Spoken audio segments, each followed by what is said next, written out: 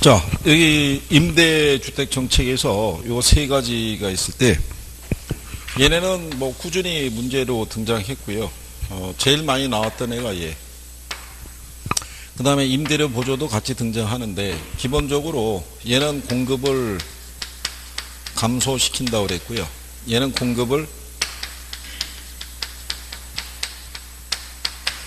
요거 하나만도 갖고도 문제를 줘요.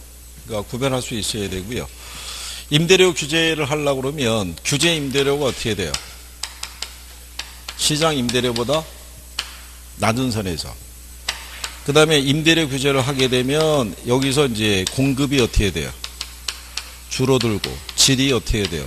떨어지고 주거 이동이 제한이 되고 암시장 형성이 되고 뭐 이런 것들을 구별할 수 있어야 돼요. 무슨 말인지 아시겠나요? 임대료 보조하게 되면 수요자에게 보조해 줄 수도 있고 누구에게? 공급자에게. 그럼 수요자에게 보조해 주면은 소득 보조해 줄 수도 있고 집세 보조해 줄 수도 있죠. 효용적인 측면에서는 소득 보조가 낮고 그 다음에 주택 소비 측면에서는 집세 보조가 낮다라고 얘기를 했어요. 그리고 여기 이제 공공주택의 종류에 대해서 이건 알고 있죠. 중공공주택 몇 년? 그렇죠? 그 다음에 장기 전세 있죠. 몇 년? 근데 이 안에 들어가게 되면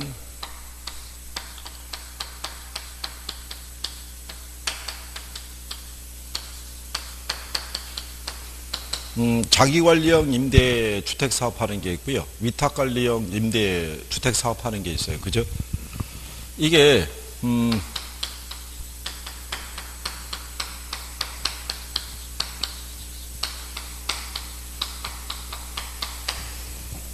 소유주에게 주택을 임대를 받아가지고요. 자기 책임으로 전대를 해서 주택을 관리하는 방법이 있죠. 자기관리, 위탁관리 어떤 거? 소유주로부터 주택을 뭐 하는 거예요? 임대를 하는 거예요. 임대를 하고 자기 책임하에 이 주택을 다시 전대를 줘서 임대주택을 관리하는 그 방법이 자기관리형 주택임대업 또는 위탁관리형 임대업 어느 거? 위탁을 빼고 얘기해 보세요. 이게 되는 거예요. 얘는 소유주로부터 뭐를 받아서 수수료를 받고 임대차, 계약 또는 시설물의 관리 이런 것들을 해주는 게 위탁관리업이에요. 그러니까 제목만 갖고는 착각을 유도할 수가 있겠죠. 네, 그러니까 이제 그런 내용 정도로 이제 구별할 수 있으시면 돼요. 종류 안에서.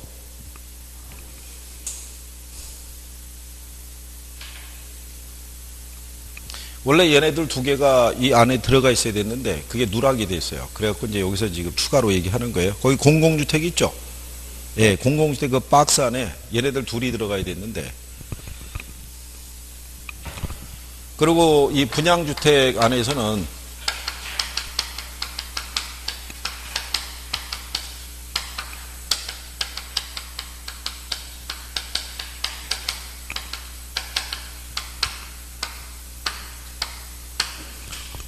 그래도 역시 분양가 규제 쪽으로 정리하시는 게 필요할 거예요. 그죠? 분양가 규제에 대해서 해놨죠. 분양가를 규제하게 되면 시장 가격보다 낮은 선에서 통제하는 거잖아요. 그죠? 그러면 주택 생산업자의 생산성이 떨어지죠. 그래서 이제 주택 산업의 생산성이 저하되고요. 그 다음에 분양권 전매 등에 대한 투기적인 수요가 발생할 수도 있다고 그랬죠. 그러니까 분양가 규제를 통해서 나타나는 건 대부분 문제점밖에 없어요. 그죠? 그래서 이 분양가 규제에 대한 그 보완책으로 생산자를, 공급자를 위해서 허용하는 게 무슨 제도? 그게 선분양이죠. 그러니까 선분양이라는 거는 공급자 위주의 제도고 건설 자금을 누구로부터 조달하는 거예요? 그렇죠. 수요자로부터 조달하는 방식이 우리가 선분양이다라고 얘기를 했어요. 그죠? 그래서 선분양에 관한 기본적인 사항 정도까지도 거기 이렇게 해놨죠. 건설업체의 자금난의 위험을 소비자가 부담하고 건설업체의 부도시 입지 지연 부실시공이라는 문제를 다 수요자가 부담해야 되는 그런 문제가 있죠. 그래서 이런 이제 주택 정책에서 이제 기본적인 거 내가 정리가 돼 있는지 저 정도는 분명히 숙지하고 들어가야 되죠. 그죠?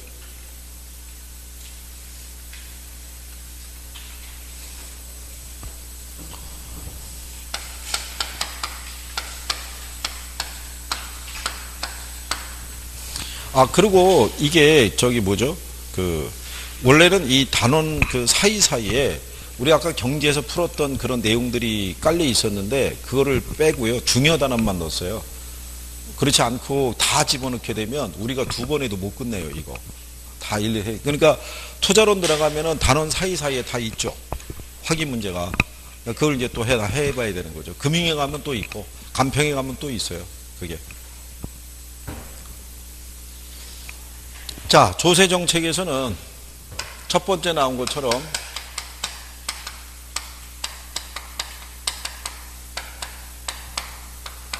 여기서 얘기하는 게 이거죠.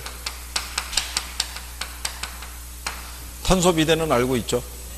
탄력적일수록 조세 부담이 작아지고 비탄력적일수록 조세 부담이 커진다고 그랬고, 그 다음에 완전 비탄력적이 들어가면 앞에하고 뒤가 된다 그랬어요. 같아지고, 완전 탄력적이면 앞에하고 뒤에가 달라진다라고 얘기를 했어요. 기억하시나요? 네. 이거는 예전에 여러분 시험에 나왔던 거예요. 얘가 완전 탄력적일 때 수요자가 전부 부담한다 그래서 틀리게 한번 출제했던 선례도 있어요. 그래서 그거는 기억을 하시면 돼 있고, 그 다음에 용어상에서 보게 되면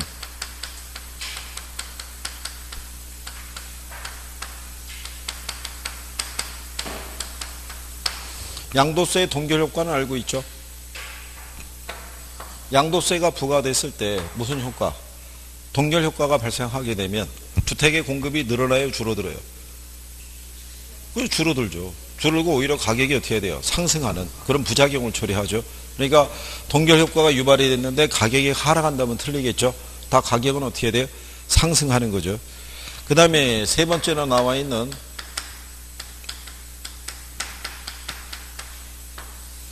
헨리 조지의 토지 단일세 논리도 알아두셔야 되죠. 헨리 조지는 모든 조세를 철폐하고 무슨 세 하나만, 토지세 하나만 우리가 부과해서 정부 재정을 충당할 수 있다라고 주장한 거죠. 결국은 자본주의 안에 있었을 때 어떤 부의 어떤 쏠림 현상이라든가 이런 것들을 해소하기 위해서는 결국은 보유세를 강화하자는 쪽에 주안점이 있는 거죠. 이게. 왜냐하면 결국은 우리가 이익을 벌어들이더라도 이익의 일부는 항상 뭐로 내야 돼요? 지대로 내야 된다는 얘기죠. 결국은. 그러니까 벌어진 소득의 일부가 계속 뭐로? 지대로 빠져나간다는 얘기는 근로자들이나 이런 사람들이 아무리 열심히 노력을 하더라도 부의 재분배가 제대로 안 이루어진다라고 주장하는 거죠. 그러니까 토지 소유자가 단순히 토지를 갖고 있기 때문에 벌어들이는 지대의 수익이 있죠. 이건 일종의 불로소득이니까 환수해야 된다고 주장하는 거죠. 이쪽에서. 그래서 어쨌든 간에 내년 정도가 되면 보유세를 강화시키는 쪽으로 어쨌든 정부가 발표하지 않겠나 이렇게 보는 거죠. 어쨌든 지금 계속 여론조사 하고 있잖아요. 보유세를 올려야 된다 해서 이제 그 논리가 이제 계속 나오고 있는 거니까.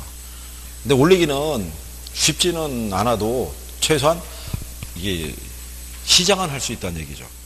그죠? 왜냐하면 지금이 옛날에 참여정부의 새로운 업그레이드 된 버전이라고 그러니까 그렇게 봐야겠죠.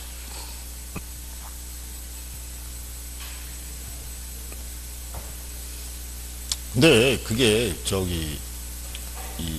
기존에 있던 어떤 기득권층이나 기존에 있던 사람이 조세장애는 거 만만치는 않아요. 그게 한 번에 바뀌기는 쉽지는 않고요. 그래서 원래 보유세 같은 경우는 지난번에 수업할 때 설명해 드렸지만 가격 통제 정책은 단기 정책인데요. 이런 보유세 같은 건 장기 정책이에요. 그러니까 보유세를 만약에 조정하더라도 5년 내에 보유세를 선진국 수준으로 올린다라는 거는 거의 획기적인 방안이고, 원래는 보유세 같은 건 한 수십 년의 기간을 두고 조정하는 게 원래 일반적이에요. 단기간에 선진국 수준을 올리면은 당연히 땅 갖고 있는 사람들은 반발하죠. 보유세 부담이 장난이 아닐 텐데.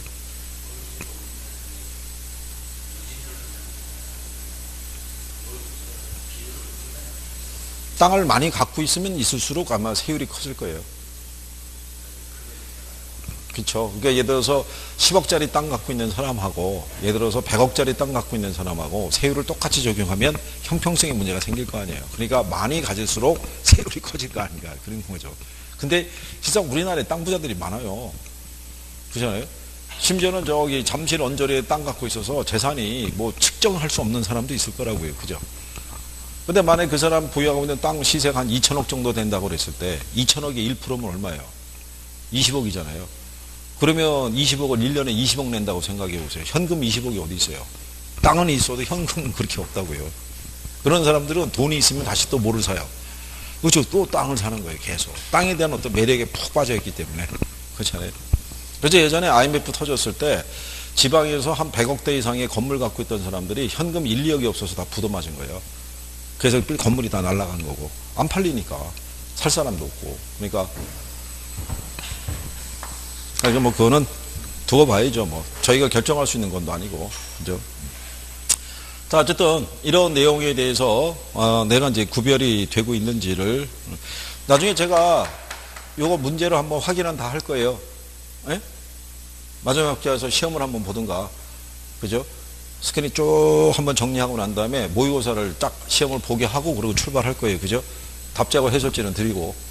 예? 마지막으로 한번 시험 한번 주고 한번 훑어보고 그리고 들어가면 되겠죠. 그럼 웬만하면 6점 맞아야 돼요. 그 정도 돌았으면. 그죠? 어? 아니 우리가 초반에 많이 못 돌아가지고 우리 사실 3월달 하순부터 했잖아요. 그죠? 이론을 많이 못 돌았기 때문에 그래서 이제 그걸 어떻게든 간에 보완을 하려고 한 번 더 와서 더 하고 그러는 거예요. 그러니까 조금만 하시면 될 거예요. 자, 그 다음에 이 투자론이 있을 때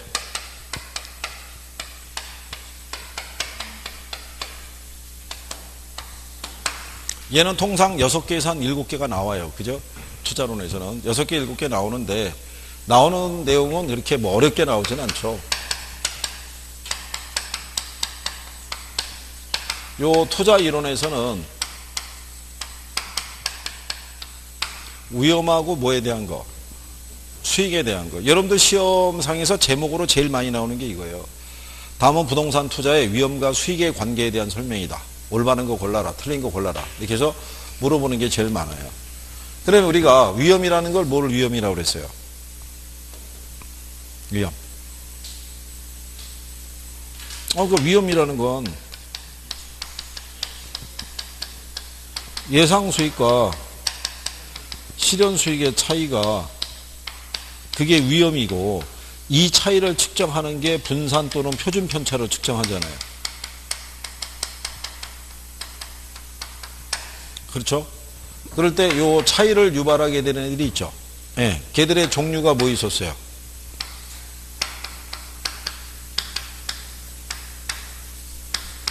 사업위험이라는 것도 있었고 그 다음에 금융위험,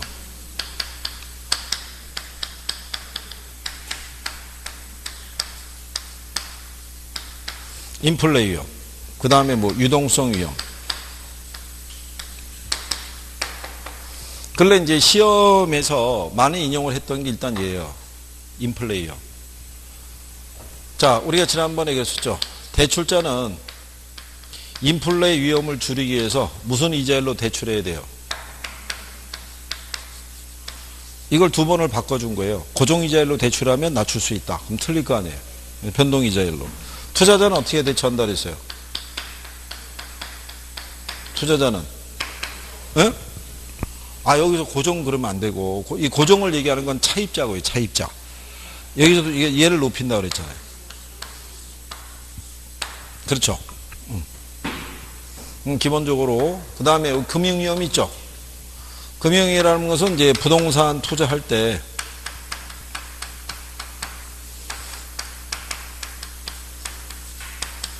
이렇게 합으로 돼 있으면 이제 금융위험을 감수해야 되죠.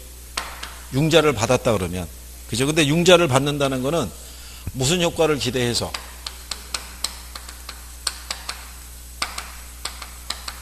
그러니까 여기서의 요 저당이라는 게 이게 지렛대 역할을 해주는 거죠. 그죠? 그때 우리가 자기 자본 수익률 계산하는 것도 있죠. 네. 그래서 만약에 이렇게 나오는 거죠.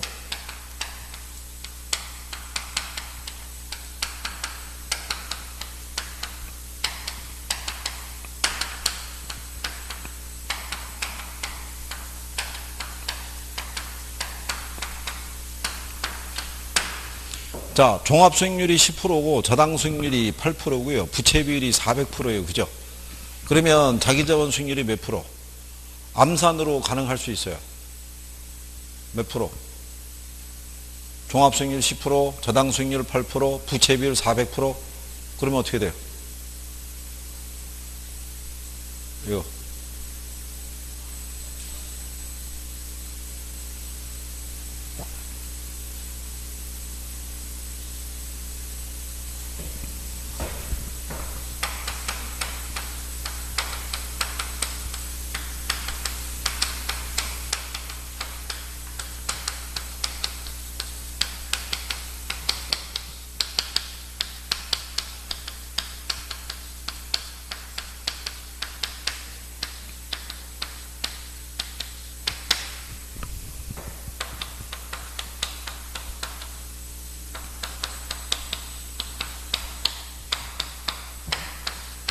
이렇게 하면 되잖아요.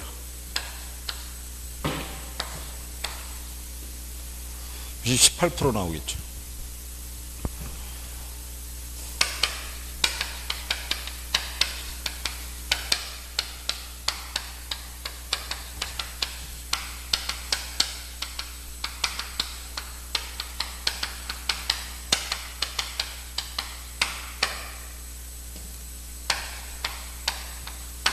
전체가 100일 때 빌린 게 80이잖아요. 그럼 내게 20이잖아요.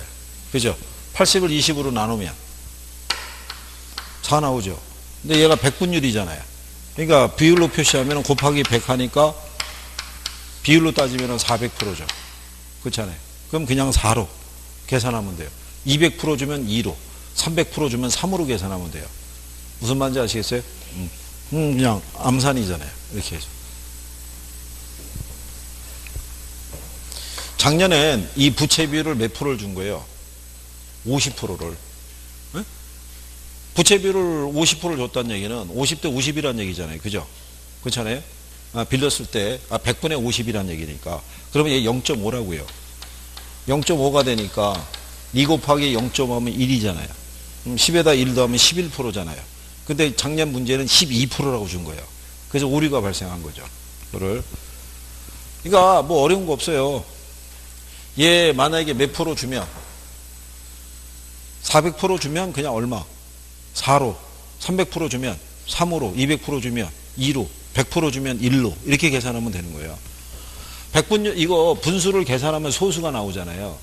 근데 제가 그랬잖아요. 이걸 왜 비율로 표시하냐면 10억을 투자했는데 1억 벌었잖아요. 수익이. 그러면은 10분의 1 계산하면 0.1이잖아요. 그럼 만약에 누가 물어볼 거 아니에요. 야, 너 이번에 돈 투자했는데 얼마 벌었어? 0.1 벌었어. 그럼 모르잖아요. 몇 프로 벌었다 그러면? 10% 벌었다 그러면 인식이 빠를 거 아니에요. 그러니까 대부분의 수익률이라는 건 비율로 표시한다고요. 100분율로. 그러니까 곱하기 100이 있단 말이죠.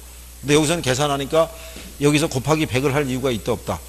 없다고요. 그냥 4로, 3으로, 2로, 1로 이렇게 표시하시면 돼요. 그러니까 작년에 어쨌든 간에 이거를 써서 문제를 줬는데 오류가 발생해서 그냥 전항정답 처리했잖아요. 근데 요즘은 출제자들의 패턴이 예전에는 오류가 발생하면 문제에서 뺐어요. 한동안 문제를 안 냈는데 요즘은 그냥 내요. 계속. 한번 썼으니까. 그러니까는 제가 볼 때는 자기자본 수익률을 T 계정을 줘가지고 계산을 하는 것들을 이제 알게 되니까 이제는 자기자본 수익률을 T 계정으로 풀게 유도하면 별 의미가 없다고 생각하는 것 같아요. 그래서 이쪽으로 지금 바뀌는 추세인 것 같아요. 그러니까 여기까지 구별할 수 있으시면 돼요. 거기다가 그 금융적 위험 그랬을 때 거기다가 자기자본 수익률 계산하는 거 공식 해놨죠? 그렇잖아요. 그냥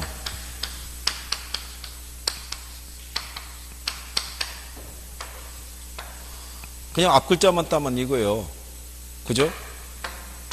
이거 해서 이거잖아요. 그죠? 예? 일단 그것만 대입 쑥 쓰기만 하도 갖다 단순 대입이니까 그러면 구할 수 있다고요. 그죠?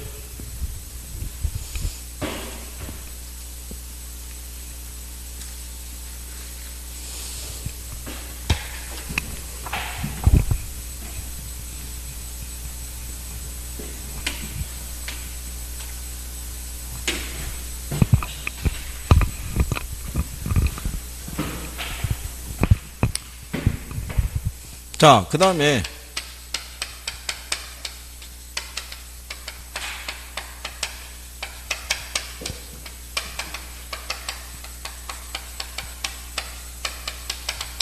요거 수익률이 기대 수익률보다 작으면 투자해야 하네요. 요거 수익률이 기대 수익률보다 작으면 투자한다 안 한다? 투자하는 거죠. 얘가 얘보다 작다는 얘기는 얘가 얘보다 크다는 얘기니까. 그죠? 그렇게 되면 이걸 채택을 하죠. 그럼 궁극적으로 기대 수익률은 어떻게 된다 그랬어요? 작아져서 다시 균형이 된다 그랬죠. 만약에 반대로 얘가 얘보다 크면 기각하죠. 그러면 기대 수익률은 다시 어떻게 돼요? 상승해서 다시 균형이 된다 그랬어요. 그죠? 그 기대 수익률 가지고 그 조정하는 거를 인식을 할 수 있으시면 되겠고, 그 다음에 부동산 투자에서 나오는 투자자는 무슨 스타일의 투자자라고 그랬냐면 위험 회피적이라고 그랬어요. 자, 위험 회피적인 투자자는 위험 혐오적인 행동한다고 그랬죠. 그러니까 위험 혐오적인 행동이라는 거는 뭐 얘기했어요?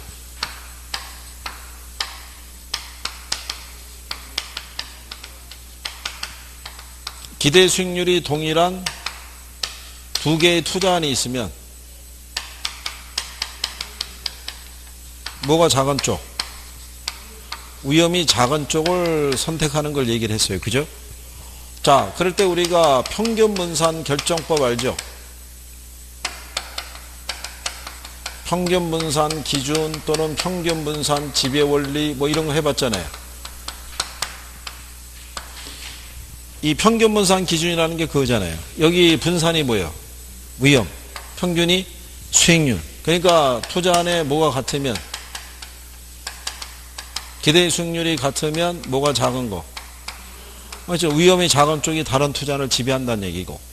그 다음에 만약에 위험이 같으면 뭐가 큰 애가 수익률이 큰 애가 다른 투자를 지배한다고 그랬었죠. 그렇죠? 이 평균분산 지배원리는 이 투자자에게만 적용이 되는 거예요. 누구에게만? 모든 투자자에게 적용이 되는 게 아니라 무슨 투자자에만? 위험 회피적인 투자자에게만 적용이 되는 거예요.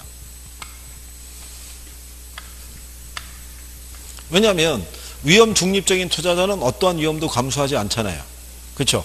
위험 선호용적인 투자자는 위험이 아주 큰 걸 선호하는 사람이죠. 그렇잖아요. 그러니까 가장 합리적인 투자자가 누구라고 그랬어요? 위험 회피적인 투자자. 그럼 이 평균분산 지배원리를 반영한 게 뭐예요?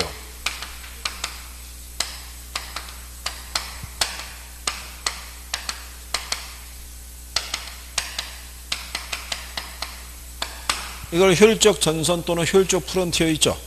네. 이게 평균분산 지배원리를 충족시키는 투자안을 선택해서 연결한 선인 거예요. 이렇게 돼 있을 때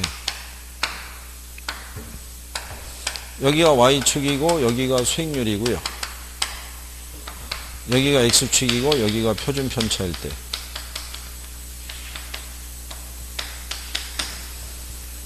자, 얘는 우리가 지난번에 이렇게 했었죠.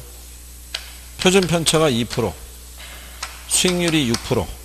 그때 만약에 B가 있고 C가 있다면 뭐를 선택을 한다? 동일한 위험 하에서는 가장 뭐가 크네? 수익이 크네. 그러면 동일한 수익률 하에서는 가장 뭐가 작은 애? 위험이 제일 작은 애를 선택할 거 아니에요. 그러니까 이거를 충족시키는 거죠. 수익이 같으면 뭐가 작은 애? 위험이 작은 애. 위험이 같으면 뭐가 크네? 수익이 크네. 그 투자를 선택해서 연결한 거죠. 그럼 얘는 왜 기울기가 우상향 한다고 그랬어요? 얘는 효율적 전선은 왜 우상향 한다? 시험에서 출제한 거예요. 이거 2번이나 수업 시간에 얘기한 거고. 얘는 왜 우상향 한다 그랬어요? 여기 보면 지금 편차가 2%죠. 여기서 얻을 수 있는 최대 수익률이 6%잖아요. 근데 이 점에서는 더 이상의 수익은 못 얻죠. 그러니까 더 큰 수익을 얻으려고 그러면 더 큰 위험을 감수해야 된다고요. 그래야지만 더 큰 수익을 얻을 수 있다고요. 그래서 얘가 기울기가 우상향 하는 거예요. 그죠? 그러니까 효율적 전선에서는 주어진 위험에서는 그 이상의 수익률을 얻을 수 없는 거예요. 그죠? 그러니까 더 큰 수익을 올리려고 그러면 더 큰 뭐를 감수해야 된다? 위험을 감수해야 되는 거예요. 그죠? 이럴 때 여기 있는 위험 회피적인 애 있죠? 얘는 위험에 대해서 반드시 높은 대가를 요구한다고 그랬죠? 그래서 얘는 무차별 곡선의 기울기가 어떻게 돼요? 가파르잖아요. 그러니까 투자자의 위험에 대한 태도를 나타내는 무차별 곡선하고 평균분산 지배원리의 기준을 충족시키는 효율적 전선이 있죠. 얘가 접하는 점에서 뭐가? 최적 포트폴리오 결정이 되는 거예요. 그래서 기울기가 가파르게 나온 애가 위험 회피적인 투자자, 완만하게 나온 애가 위험 선호용적인 투자자라고 얘기한 거예요. 거기까지 답으로 유도한 거예요. 최적 포트폴리오는 그러니까 효율적 전선하고 뭐하고 무차별 곡선이 접하는 점에서 결정이 되는 거예요. 무슨 말인지 아시겠죠? 네. 그래서 그거를 우리가 했고요. 그 다음에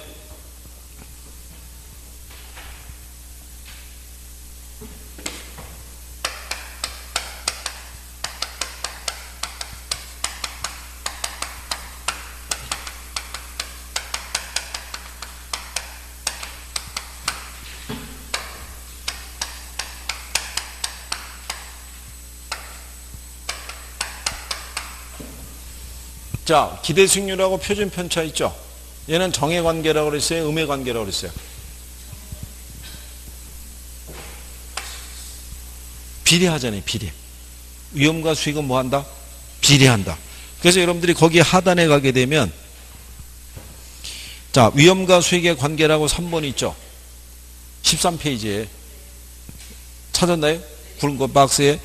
예, 위험에 대한 투자자의 태도 나와 있죠? 예, 그리고 그 밑에 가면은 위험 혐오도와 직선의 기울기 이렇게 나와 있잖아요. 그죠? 그리고 그 밑에 가면 위험과 수익의 상세 관계 있죠? 그래서 위험과 수익은 서로 무슨 관계? 비례 관계인 거예요. 그죠? 예, 그럴 때 그 밑에 가면은 위험 관리 방법에서 보면 양가로 이번에 위험 축소라고 있죠? 첫 번째 보면은 보수적 예측에 의한 투자 전략이 있죠? 투자 수익을 최대, 중간, 최소로 추계하고 그 중에 최소 추계치를 기준으로 투자 결정하는 것 있죠? 그러니까 걔는 기대 수익률을 하향 조정한다는 얘기죠. 그러니까 이런 얘기잖아요. 기대 수익을 측정할 때 최대가 있고 중간이 있고 뭐가 있으면 최소가 있으면 뭐를 선택한다는 거예요? 최소를. 이게 비례관계니까. 비례관계니까는 뭐가 작으면 수익이 작으면 뭐도 작아진다는 거예요. 위험도 작아진다는 거잖아요. 그러니까 위험을 줄이는 방법으로 기대 수익률을 뭘 한다는 거예요? 하향 조정한다는 거예요. 무슨 말인지 이해하시겠어요? 네.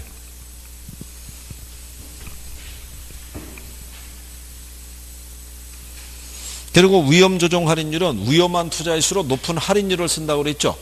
그게 요구 수익률을 상향 조정하는 거죠. 그러니까 여기 있는 이 투자자가 위험 회피적인 투자자는 자기가 부담하는 위험에 대해서는 반드시 높은 대가를 요구한다고 그랬죠. 그러니까 이 사람은 요구 수익률을 낮추는 경우가 없다고 그랬어요. 다 높여서 대처한다고 얘기한 거예요.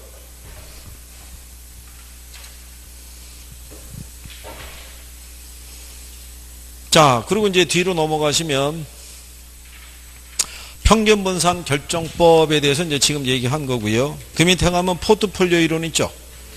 예, 걔들은 별도로 정리가 또 다 돼 있어야 돼요. 걔만 따로 문제를 주기도 하니까. 포트폴리오 이론에서는 우리가 알아야 될 내용에 대해서 일단 총 위험을 알아야 되죠.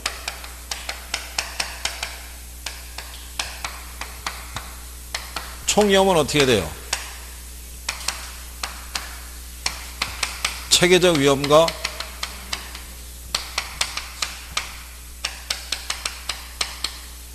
여기 있는 체계적 위험은요, 시장 전체에 영향을 주는 위험이에요.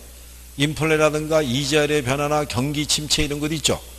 시장 전체에 영향을 주는 거고, 요건 개별 자산의 특성에 야기되는 위험인 거예요. 그죠? 그러니까 우리가 분산 투자한다는 얘기는 무슨 위험을 제거한다는 얘기예요. 얘는 제거가 돼도 얘는 제거된다, 안 된다? 안 된다 그랬어요. 그래서 체계적 위험하고 무슨 위험? 예, 요거는 용어는 반드시 구별해야 되고, 그 다음에 포트폴리오 효과 있죠. 포트폴리오 효과를 측정하기 위해서 우리가 상관계수의 크기를 알아야 되죠. 상관계수의 크기는 마이너스 1에서부터 1까지 존재하죠. 마이너스 1일 때가 위험분산 효과가 가장 최대. 여기가 뭐가 된다? 자, 상관계수가 0이면 위험도 0이 돼야 안 돼요?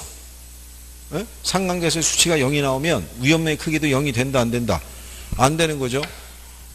가장 마이너스 1일 때가 가장 최대가 되는 거예요.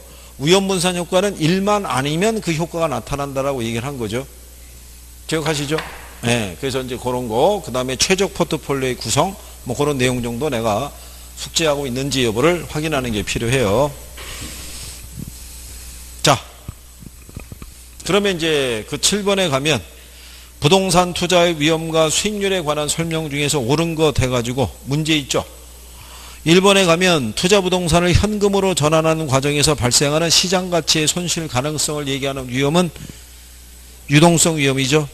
차입자에게 고정금리 대출을 실행하면 대출자의 인플레이션 위험은 높아지겠죠. 자, 동일한 위험 증가에 대해서 위험 회피형 투자자는 위험 추구형 투자자보다 더 높은 수익률을 요구하죠. 어떤 부동산에 대한 투자자의 요구 수익률이 기대 수익률보다 작은 경우 대상 부동산에 대한 기대 수익률은 점차 어떻게 된다? 하락하겠죠. 그 다음에 평균 분산 지배원리에 따르면 A 투자안과 B 투자안의 기대 수익률이 같은 경우에 A 투자안보다 B 투자안의 기대 수익률의 표준 편차가 더 크다면 무슨 투자안이 선호가 돼요? A가 선호가 되는 거죠. 예, 요즘은 이제 그런 표현으로 출제를 하니까 기억해 주셔야 되고요.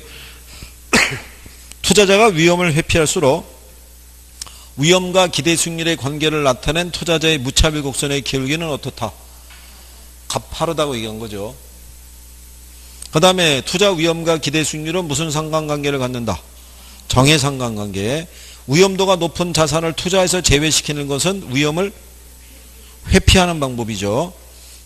위험을 우리가 축소시키는 것은 지금 얘기한 것처럼 기대 수익률을 하향 조정하거나 이런 얘기를 하는 거죠. 그 다음에 거기 나온 것처럼 위험을 관리하는 방법 중에서 요구 수익률을 뭘 하는 거? 상향 조정하는 건 위험이 증가할 때 투자안에 대해서 높은 할인율을 적용하는 거죠. 보수적인 예측 방법은 산출된 기대 수익률의 뭐를 통해서? 하향 조정을 통해서 투자 결정을 하는 거고요. 거기 보면은 지렛대효과 계산하는 거 하나 들어가 있죠. 그거는 T 계정을 써서 구할 수 있는 거죠. 순영업소득이 얼마예요? 지금 빌린 돈이 30억이죠? 내 지분이 얼마? 20억 줬죠? 근데 30억인데 이자율 몇 프로? 3, 5, 15니까 1억 5천일 거 아니에요? 그럼 5억에서 얼마 빼주면? 1억 5천 빼주면 남는 게 얼마? 3억 5천이죠. 계산하면 17.5% 뭐 이렇게 나올 거예요. 그죠? 그 다음에 6번에 가게 되면 부동산 투자의 포트폴리오 이론에 대한 설명이다. 옳은 걸 물어봤을 때 1번에 포트폴리오에 편입되는 투자안의 수를 늘리면 늘릴수록 무슨 위험이 감소하는 거예요? 비체계적, 체계적 위험은 감소한다 안 한다? 안 한다는 거죠. 부동산은 부동성 및 개별성으로 인해서 부동산 유형별 분산 투자뿐만 아니라 지역별 분산 투자로도 위험을 낮출 수 있다 없다? 부동산은 포트폴리오 구성하는 게 쉬워요 어려워요? 부동산은 쉽죠. 지역성과 개별성이 있으니까 쉽다고요. 포트폴리오 구성하는 게. 무슨 말인지 아시겠나요? 그 다음에 포트폴리오의 구성자산들의 수익률의 분포가 완전히 무슨 관계에 있을 때 비체계적 위험을 0까지 줄일 수 있어요? 음의 관계에 있을 때. 그 다음에 평균 분산 기준에 의해서 동일한 위험에서 최고의 기대 수익률을 나타내는 포트폴리오 선택에서 연결한 선을 그걸 효율적 전선이라는 거죠. 자, 투자자의 위험에 대한 태도를 반영한 거를 무슨 곡선? 무차별 곡선. 그죠? 기울기가 완만할수록 공격적인 투자자죠. 그 다음에 경기변동, 인플레이션, 이자율의 변화 등에서 야기되는 시장 위험은 피할 수 없는 위험으로 이를 무슨 위험? 그렇죠. 이걸 체계적 위험. 두 자산으로 포트폴리오를 구성할 때 포트폴리오에 포함된 개별 자산의 수익률과 상관계수가 1인 경우에는 분산 투자 효과가 있다 없다? 없다. 두 개의 투자자산의 수익률이 서로 다른 방향으로 움직일 때 상관계수는 음의 값을 갖죠. 위험 분산 효과가 커진다 작아진다? 커진다는 거죠. 그런 내용 정도 이게 딱 하고 내가 무슨 말인지 안다 그러면 이쪽에서 나오는 거는 어느 정도 다 맞출 수 있을 거예요. 그 다음에 자본환원 개수가 주어져 있죠. 주택 마련을 위해서 은행으로부터 원리금 균등분할 상환 방식으로 주택 구입 자금을 대출한 가구가 매월 상환할 금액을 산정할 때는 뭐를 쓰면 돼요? 저당 상수 써야 되죠. 현재 5억 원의 주택이 매년 5%씩 가격이 상승한다고 가정할 때 뭐를 사용하면 10년 후에 주택 가격을 산정할 수 있어요? 일시불의 내가계수 쓰는 거죠. 매년 이런 편이 안 들어가면 그건 일시불의 개념인 거예요. 그죠? 그 다음에 정년퇴직자가 매월 연금 형태로 받는 퇴직금을 일정 기간 적립한 후에 달성되는 금액을 산정할 때 뭐 쓴다?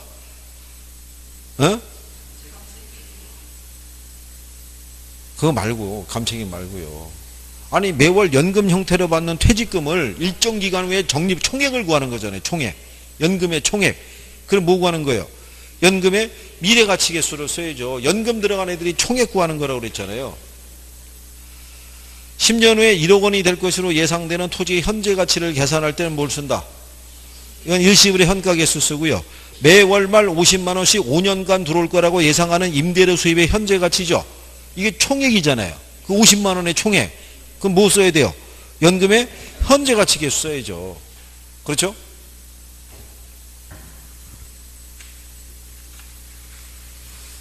자, 뒤로 가시면 6번에 5년 후에 주택 구입에 필요한 자금 3억 원을 모으기 위해서 매월 말 불입해야 되는 적금액을 계산하려고 그러면 3억 원에다가 뭐를 곱해서, 그렇죠, 이럴 때 감채기를 쓰는 거예요.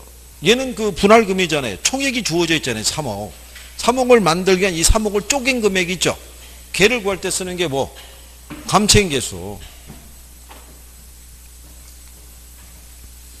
여기도 정의 안 되면 이거라도 해달라고 그랬었어요.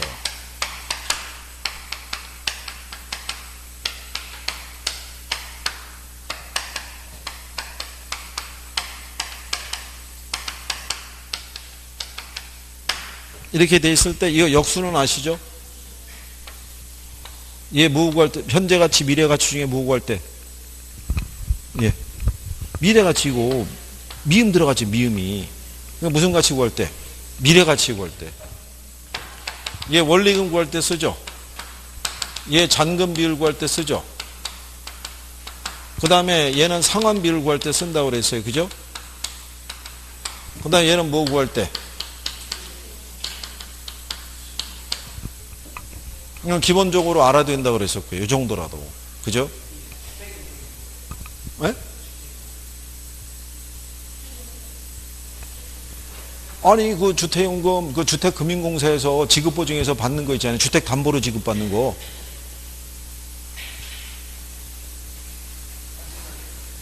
네?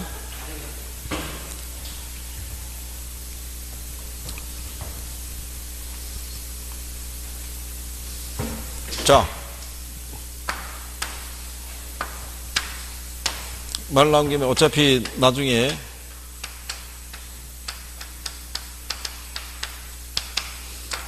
보금자리론은 일반 모기지론이라고 그래요.